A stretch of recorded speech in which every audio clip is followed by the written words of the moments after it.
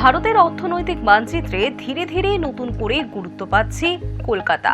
দেশের অন্যান্য বড় শহরের তুলনায় কলকাতার ব্যবসা পরিচালনার খরচ তুলনামূলকভাবে কম। পাশাপাশি রয়েছে দক্ষ মানব সম্পদের বিশাল ভান্ডার।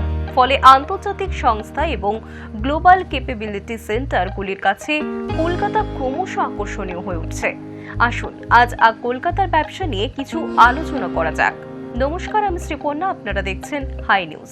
শিল্প মহলের মতে বর্তমানে ভারতের জিসিসি ইকোসিস্টেম একটি নতুন পর্যায়ে প্রবেশ করতে চলেছে। প্রযুক্তি, ডেটা অ্যানালিটিক্স, আর্টিফিশিয়াল ইন্টেলিজেন্স এবং বিভিন্ন পরিষেবা খাতে দক্ষ কর্মীর চাহিদা দ্রুত বাড়ছে। আর এই পরিস্থিতিতে কলকাতার মতো শহর, যেখানে উচ্চশিক্ষিত তরুণ তরুণীর সংখ্যা প্রচুর এবং খরচ তুলনামূলকভাবে কম, সেখানে আন্তর্জাতিক সংস্থাগুলির বিনিয়োগ বাড়ার সম্ভাবনা প্রবল। ব্যবসায়ীদের বক্তব্য, বেঙ্গালুরু, হায়দ্রাবাদ বা গুরগাঁওয়ের মতো শহরে অফিস স্থাপন করতে যে পরিমাণ খরচ হয়ে থাকে তার তুলনায় কলকাতার সেই ব্যয় অনেকটাই কম।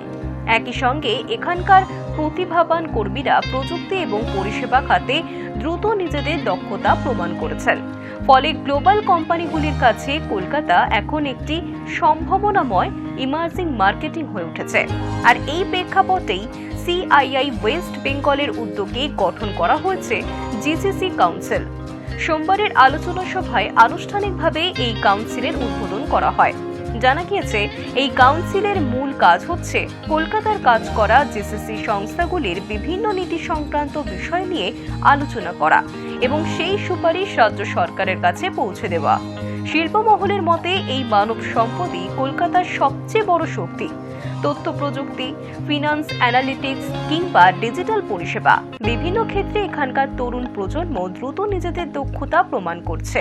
এর সঙ্গে যুক্ত রয়েছে কম অবকাঠামোগত খরচ এবং উন্নত যোগাযোগ ব্যবস্থা। ফলে বহু সংস্থা কলকাতাকে নতুন ব্যবসা কেন্দ্র হিসেবে বিবেচনা করতে শুরু করেছে। একটি রিপোর্ট থেকে জানা যাচ্ছে, বেঙ্গল সিলিকন ভ্যালিতে প্রায় 2000 কোটি টাকার একটি অত্যাধুনিক ডেটা সেন্টার তৈরি করা হচ্ছে।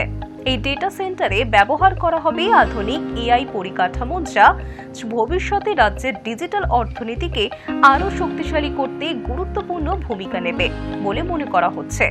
বিশেষজ্ঞদের মতে ডেটা সেন্টার, আইটি পরিষেবা এবং গ্লোবাল ক্যাপাবিলিটি সেন্টার, এই তিনটি ক্ষেত্রই আগামী দিনের অর্থনীতিতে বড় ভূমিকা নেবে।